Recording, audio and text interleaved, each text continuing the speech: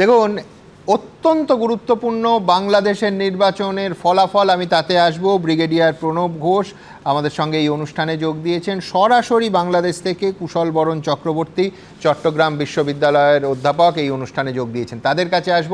কিন্তু তার আগে জানিয়ে এতক্ষণ আলোচনা করছি, আপনারা জানেন Facebook, YouTube, x, Insta, thread সমস্ত জায়গায় কিছু মন্তব্য আমরা দিই, কত শতাংশ মানুষ কি বলছেন। ফের সংঘাতে রাজ্য এবং নির্বাচন কমিশন, নির্দেশ অমান্য নিয়ে মুখ্য সচিবকে দিল্লিতে ডাকল কমিশন। শেষ পর্যন্ত কি এ রাজ্যে সুষ্ঠু নির্বাচন করা সম্ভব হবে? সম্ভব হবে এমনটা, অর্থাৎ আশাবাদী 62% মানুষ, হবে না এমনটা মনে করছেন 36% মানুষ, 2% মানুষ কিছু বলতে চাননি। পরের মন্তব্য, একজন বিদেশি ভোটারের নামও যেন চূড়ান্ত তালিকায় না থাকে, থাকলে তার দায় বর্তাবে ডিএম আর ডিইওর ওপর।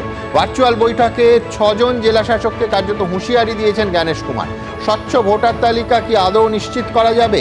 29% মানুষ আশাবাদী, অর্থাৎ স্বচ্ছ ভোটার তালিকা নিশ্চিত করা যাবে মনে করছেন। 70% মানুষ মনে করছেন যে এত কিছুর পরও স্বচ্ছ ভোটার তালিকা নিশ্চিত করা যাবে না, বলতে চাননি 1%। বাংলাদেশের নির্বাচনে বিপুল জয় বিএনপি, 17 বছর পর দেশে ফিরেই প্রধানমন্ত্রী হচ্ছেন তারেক রহমান। এবার ভারত বাংলাদেশ সম্পর্কের কি উন্নতি হবে? উন্নতি হবে এমনটা মনে করছেন আশাবাদী 70%, উন্নতি হবে না এমনটা মনে করছেন 28%, বলতে চাননি 2%।